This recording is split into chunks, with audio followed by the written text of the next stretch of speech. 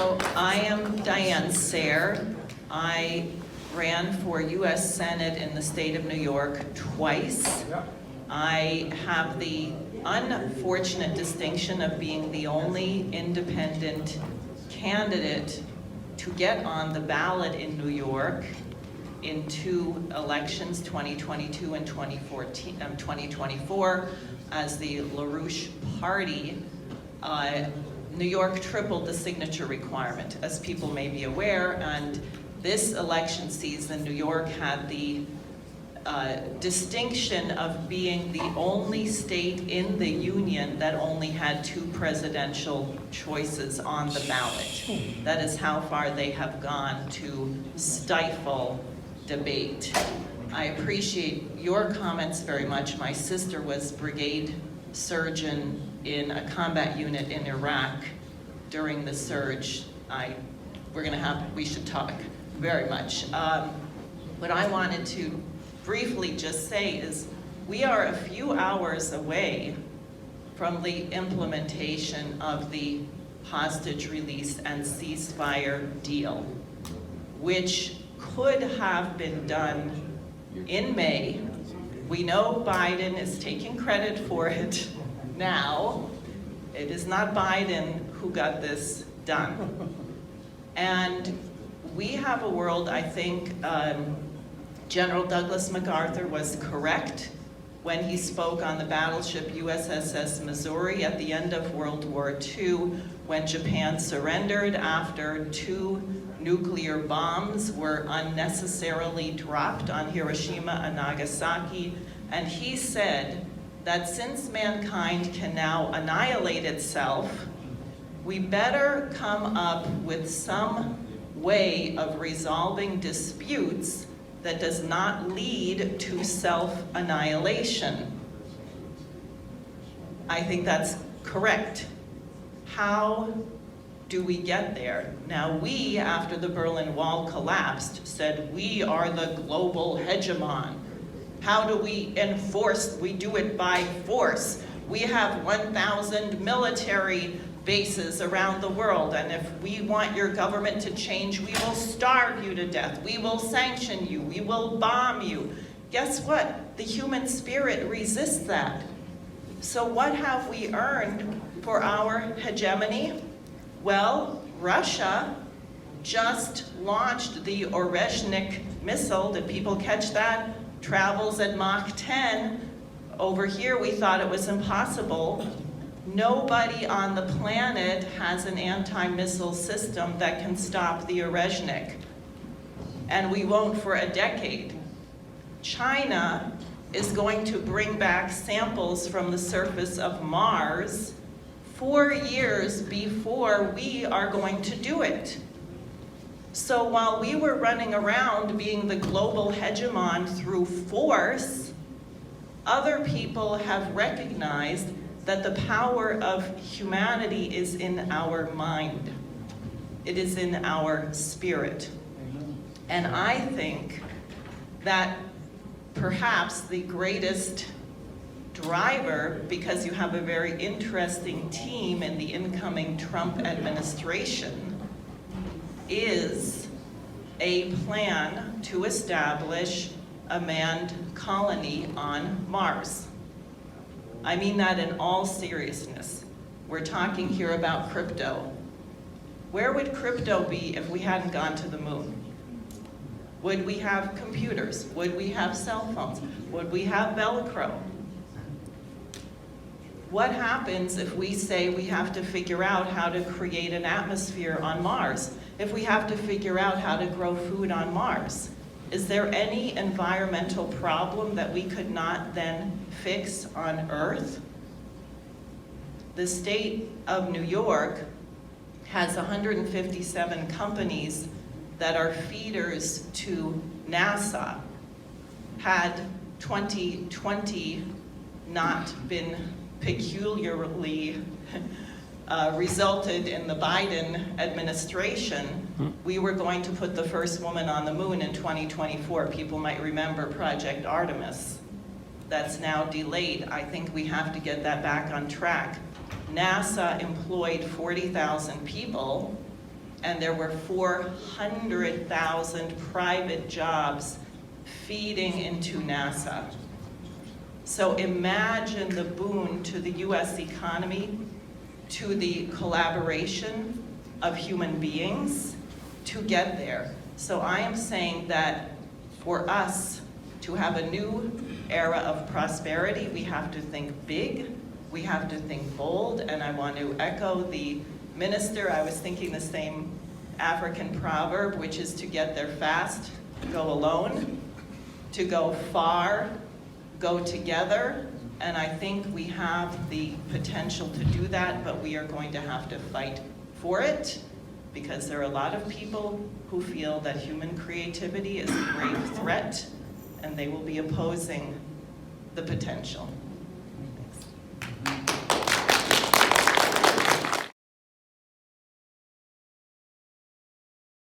Well, so I think that we need to be going to Mars.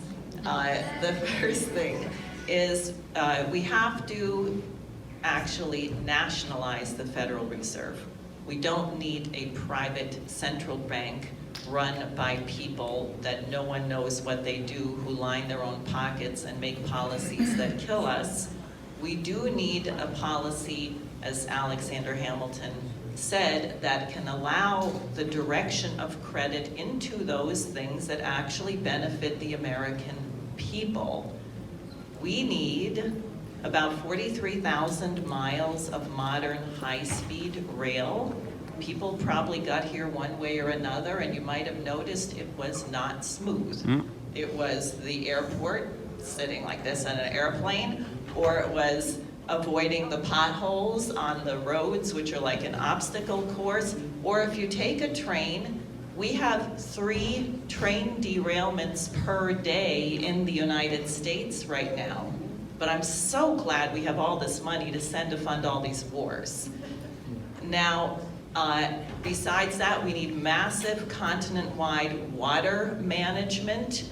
There was a project, the North American Water and Power Alliance, NWAPA, supported by Robert Kennedy Sr. when he was in the Senate, which would take water from Alaska into the Rocky Mountain Trench, irrigate the entire western part of the United States. What just happened in Los Angeles is not a new weather phenomenon.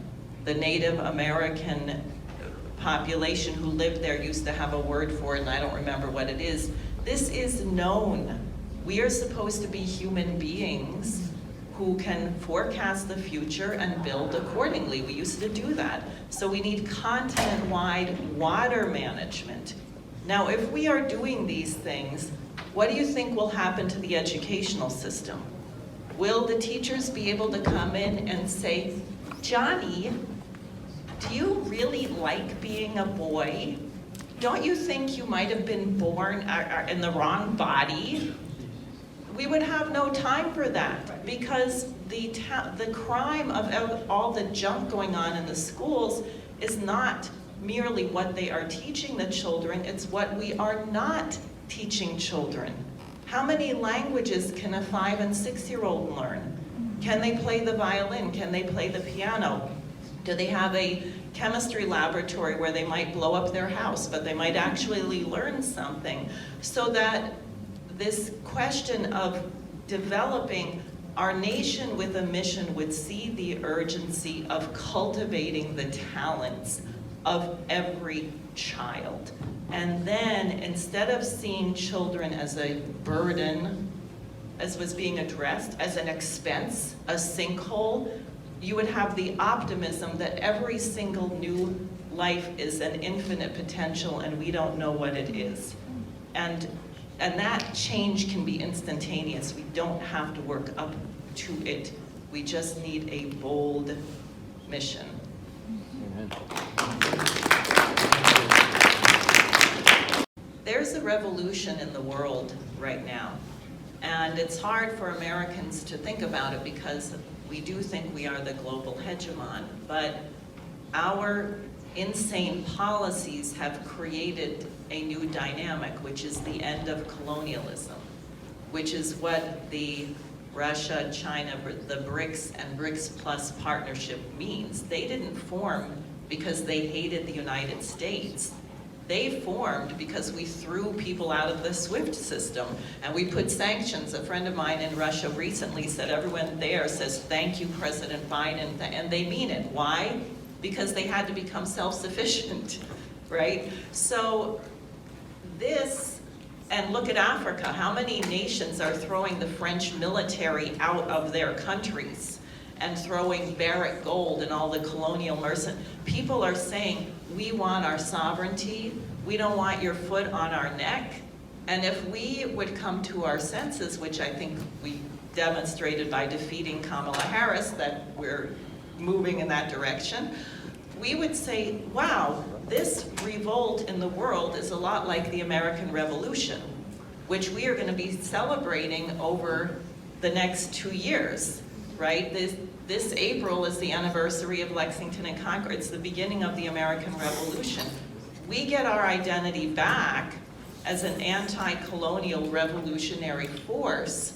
We will be surprised at the partnerships we can have with what is called the global South or the global majority. People saw Trump posted about his conversation with Xi Jinping of yesterday. Very optimistic. We have our disagreements, but we can make sure there is world peace. We are the 2 biggest economies on the planet. We work together, we can solve problems. In that context, I just want to say one other thing, and I appreciate everyone being here. It's been a long day and we're all starving, as am I. But the nominations of Tulsi Gabbard and Kash Patel, I think, are urgent. And I was on a radio show yesterday, and the host, who is a big Trump supporter, said, oh, it's all under control. Look what's, no, it is not under control. When they are dragging out people like Bill Webster at the age of 100, former head of the FBI and head of the CIA, to write letters to every single US senator telling them that Tulsi Gabbard is not qualified because she said Assad did not use chemical weapons on his own population. Well, guess what? That was already he didn't. But you're not allowed to say that. Oh, she might have said Iraq did not have weapons of mass destruction. Oh, can't have her anywhere near there. Kash Patel has a phenomenal list of people that he thinks should be investigated and probably put in jail. And they include people like John Brennan, Hillary Clinton, Fiona Hill, Eric Holder. It's a fabulous list. We need him to do that job. If we don't clean up this apparatus, then it is going to be very difficult for President Trump to be able to carry out what he intends. And the Democratic Party is, and I speak as a former Democrat, but I'm sorry, that party has become the party of fascism, war, and dictatorship. They have cannibalized themselves. Just look, Bernie Sanders, and isn't that disgusting? Hillary steals his vote, and then he endorses her, right? Tulsi Gabbard happily did not do that, right? She left. But they want to delay. You may have noticed that Tulsi Gabbard and Kash Patel are not, they're not holding the hearings on them yet. They're trying to delay it to come up with something, anything, whatever they can do to stop them from getting confirmed. So I wrote a little pamphlet with some friends. I have copies here, reminding people, the 51 intelligence experts who said the Hunter Biden laptop was a... Why should anyone listen to one of those people? Why do they have any right to go in the Congress? They lied to us. So the lies, the Iraq weapons of mass destruction, the Hunter Biden laptop, the Syria chemical weapons, the DNC hack, we got to remind the Senate, we're going to hold them accountable. These people who lied to us about all these other things don't have a leg to stand on, and they have no rights in telling the president who can be the director of national intelligence and the director of the FBI. And I just wanted to say that because we've got to organize. We cannot take this for granted. Amen.